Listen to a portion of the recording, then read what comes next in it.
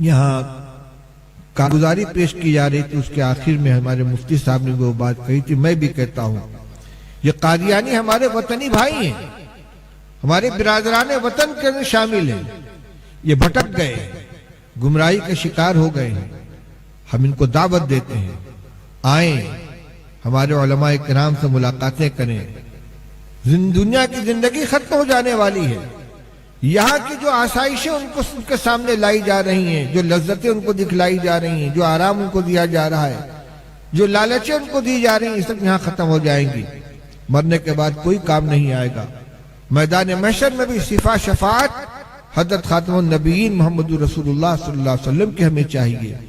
جامع کوثر آپ کے ہاتھ سے چاہیے۔ غلام احمد قادیانی نہ میزان کے قریب نظر آئے گا، نہ پل صراط پر نظر آئے گا، نہ حوض کوثر پر نظر آئے گا، نہ شفاعت کرتا ہوا نظر آئے گا۔ شفاعت کا تو وہ مرحلہ ہے کہ لوگ پریشان ہو کر حضرت آدم علیہ السلام سے لے کر حضرت عیسیٰ علیہ السلام تک ہر اولو العزم پیغمبر کے پاس جائیں گے اور کہیں گے کہ اللہ سے سفارش کری، سب کہہ دیں گے میں نہیں کر سکتا، اور آخر میں نبی کریم صلی اللہ علیہ وسلم شفاعت فرمائیں گے اور امت کا انسانیت کے بیڑا پار ہوگا۔ محشر میں ہمیں آپ کے لواء الحمد کے نیچے جمع ہونا ہے، آپ کی شفاعت کی ہمیں ضرورت ہے، آپ کے دستے مبارک سے جامع کوثر کی ضرورت ہے۔ آپ نے فرمایا تھا کہ میزان کے پاس مجھے پاؤ گے، پل صراط کے پاس مجھے پاؤ گے، حوض کوثر کے پاس مجھے پاؤ گے۔ یہ غلام احمد قادیانی وہاں کام دینے والا نہیں ہے۔ اس لیے میرے بھائیوں، میرے وطنی بھائیوں، بھٹک گئے ہو، آؤ پھر سے آ جاؤ، حضرت محمد رسول اللہ صلی اللہ علیہ وسلم کے دامن میں پناہ لے لو اور اپنی دنیا کی زندگی کو بھی سنوار لو، آخرت کی زندگی کو بھی سنوار لو۔ حضرت عیسیٰ علیہ السلام، حضرت موسیٰ علیہ السلام کے بعد جب تشریف لائے ہیں تو انہوں نے کیا فرمایا تھا؟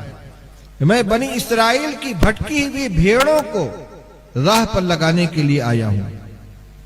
موسیٰ علیہ السلام اولو العزم پیغمبر تھے، ان کی امت بنی اسرائیل کی امت بہت بڑی امت ہے، لیکن وقت گزرنے کے ساتھ انہیں گمراہی آ گئی تھی، تو اللہ تعالیٰ نے حضرت عیسیٰ علیہ السلام کو جو بھیجا ہے، ان کا اصل کام کیا ہے؟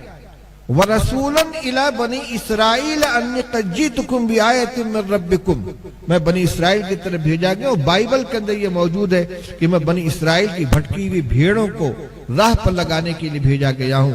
میرے بھائیوں، میرے قادیانی دوستو، اس امت کے علماء کرام کو اپنا ہمدرد سمجھو، یہ تم بھٹک گئے ہو، تم کو راہ پر لگانے کے لیے آئے ہیں۔ اللہ سے دعا مانگو کہ اللہ میں ہمارے سینوں کو کھول دے، ہمیں ہدایت نصیب فرما، ہمیں ہدایت پر گامزن فرما۔ دل لگا کر اللہ سے دعا مانگو، دیکھو دل کے اندر کیا آتا ہے۔ مجھے یقین ہے کہ اگر رو کر اللہ سے ہدایت مانگو گے، دل کھل جائے گا، اللہ تعالیٰ ایمان کی توفیق عطا فرمائیں گے۔